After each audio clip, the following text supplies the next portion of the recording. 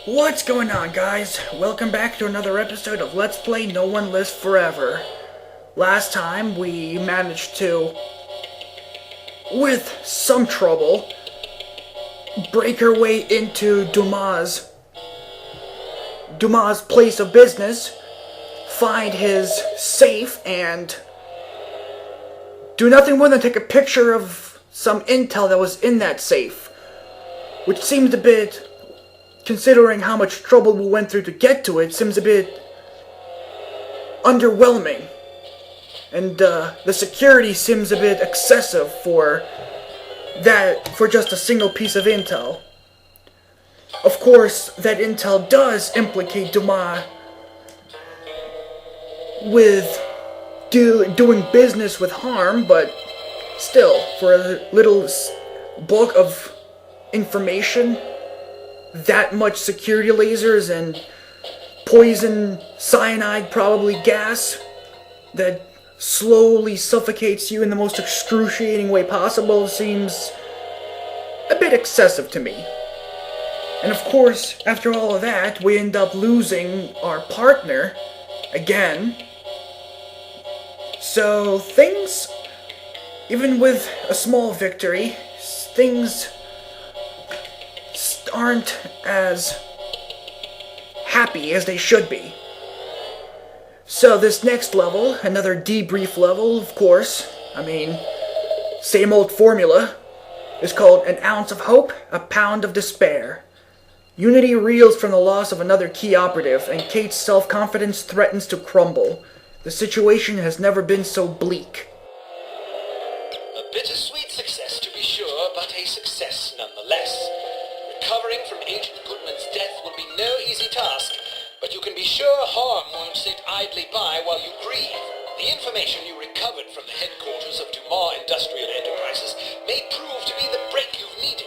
Report to the war room for a full briefing. Yes.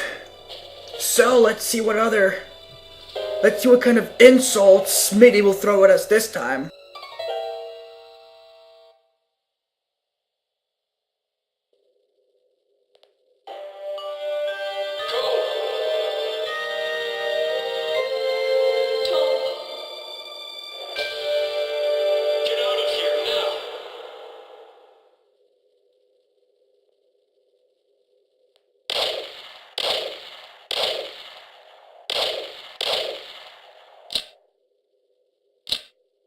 Agent h.a.r.m, please report to the war room. Thank you.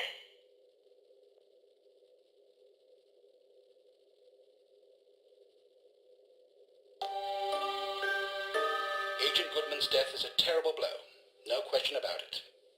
But although this mission was costly, it may well prove to have been worth the price. I wish I could believe that.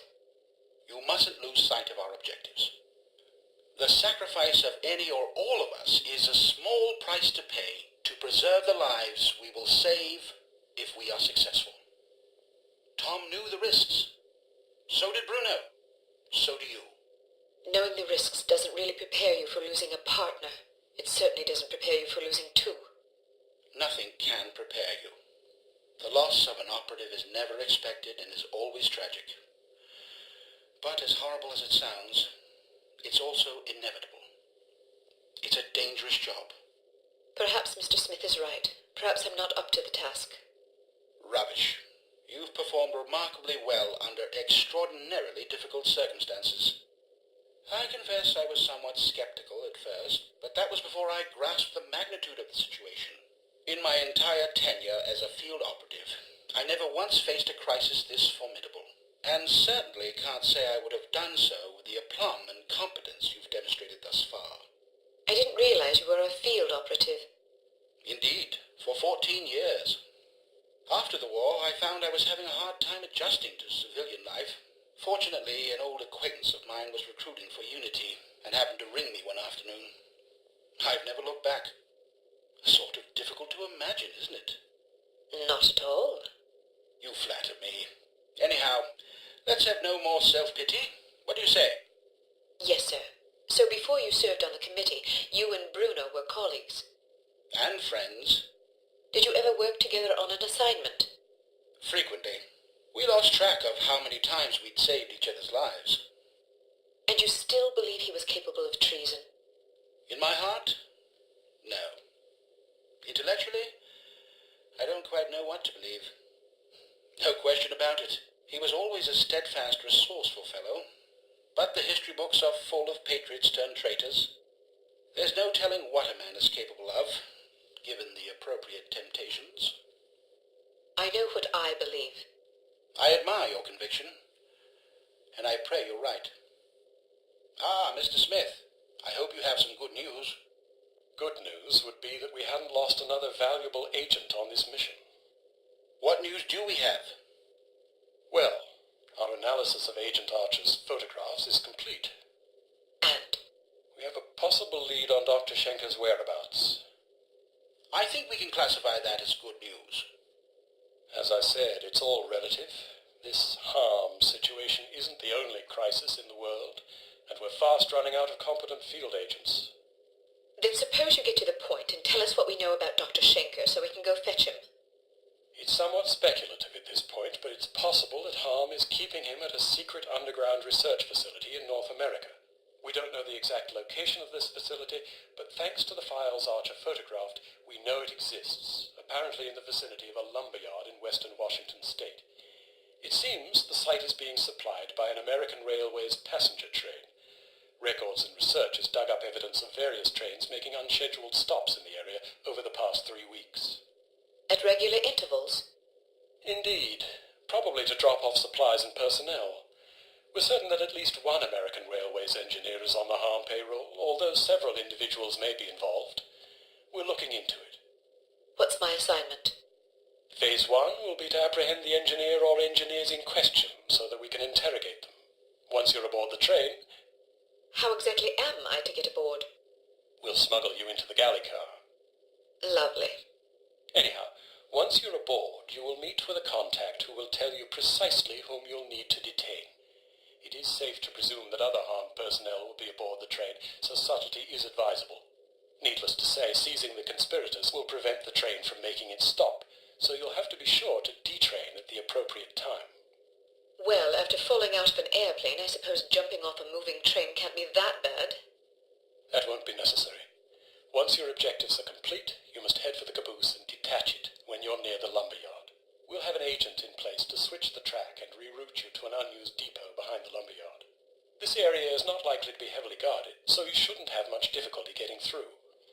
If all goes according to plan, you will rendezvous with another undercover agent who will, we hope, have information that should help you locate the underground base.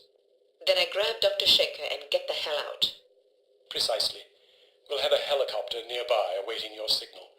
Your flight departs in 1 hour, so if you need to stop by the toy shop, now's the time. Understood. Thank you for putting things in perspective for me, sir. I promise you I will do everything in my power to destroy h.a.r.m. Archer? Sir, Don't let anger cloud your judgment. Revenge is an understandable impulse, but it is also a contemptible one. Our job is not to avenge, but to protect. I can't just shut off my feelings like a tap. No, but you can bridle them and use them to fuel your resolve. Destroy harm, but do it to save innocent lives, not to retaliate for those already lost. The moment you give in to wrath, you become as reprehensible as the monsters we're hunting. Clearly, we are all called upon to take lives from time to time, but we must neither relish it nor agonize over it. It is a duty, plain and simple. Not a pleasant one, but often a necessary one. I'll do my best, sir. I have absolute confidence that you will. There was one more thing, although I'm not sure how important it is. According to one of the documents Archer photographed, it seems the Baron's wife changed her surname some time ago. Really? So her maiden name isn't McLean? It's Farnsworth. Felicity Farnsworth? Are you quite sure? Positive. Do you know of her? Aye, that I do.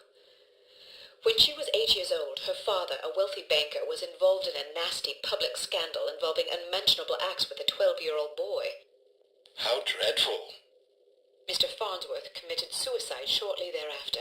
Felicity and her mother, by all accounts a vapid socialite, were ruthlessly ostracized by their peers, guilt by association presumably. Furthermore, rather than inheriting the fortune she expected, Mrs. Farnsworth discovered that her late husband had left the family in inescapable debt. She went quite mad. Several days after being institutionalized, she hung herself. My word, that poor child. Felicity fell into the custody of an elderly aunt whose lifestyle was apparently rather more severe than she was accustomed to. About a year later, the aunt took a fatal tumble down the stairs. Foul play? No mention was ever made. What happened to the girl? She ended up with a foster family where she remained until she was 14. One night she went out her bedroom window and was never seen again. Or at least no one recognized her. Astonishing. Where did you learn so much about her? I studied her. Come again?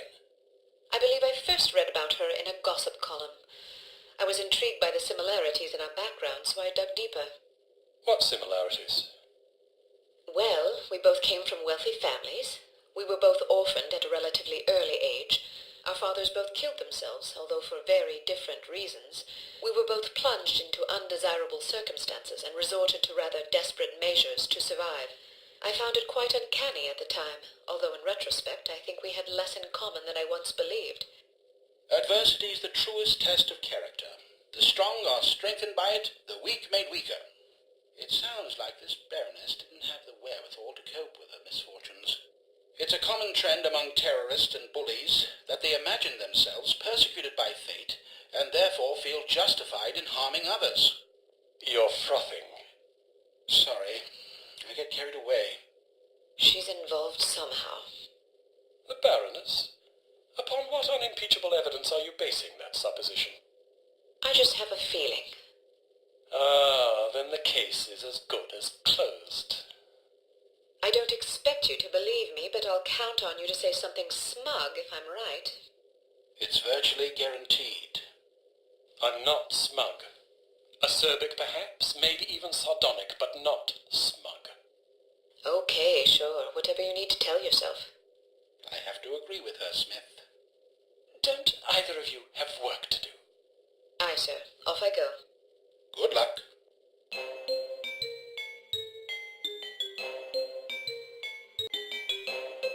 Of course, Welcome to Advanced Field Tactics. we have to go through another advanced field tactics section. We've a new perfume for you. This one's a real scorcher. It's a concentrated acid gas with a jelly base to make it sticky. You definitely don't want to get it on you.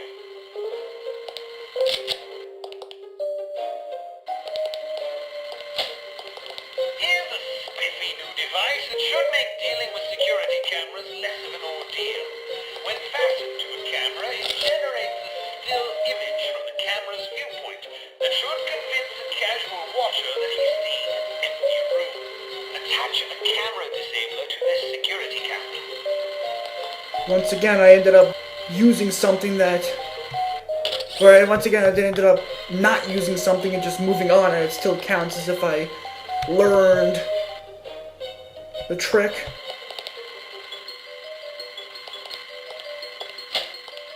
Excellent. Yes, of course.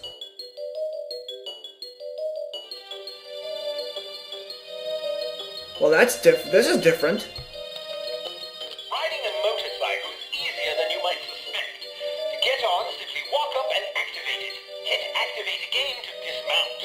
Hit the forward key to accelerate, backward to brake, and the left and right turn or sidestep keys to steer. You can also steer with the mouse if you prefer. You will decelerate automatically if you release the forward key. Traction will generally be better on harder surfaces. Although you cannot use weapons while riding a motorcycle, you're not completely vulnerable. Ramming an enemy at speed is an effective way to clear a path. Breaking the fourth wall there. You might want to experiment with both the keyboard and the mouse when riding vehicles to find the control scheme you're most comfortable with. Santa. Again, breaking the fourth wall there. And obviously it is much easier to use the keyboard than the mouse to steer.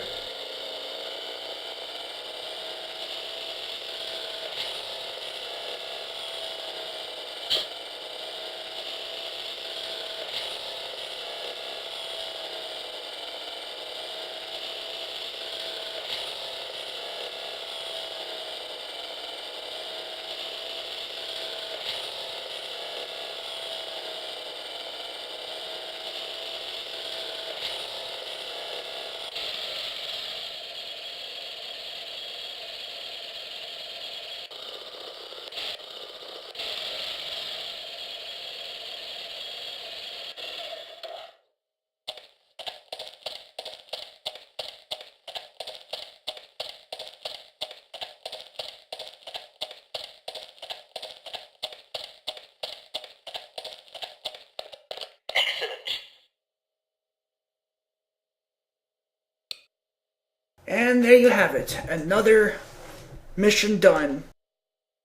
I feel like we're very close to being done with this game, although how many more levels we have to go through I do not remember. I will have to look that up for later.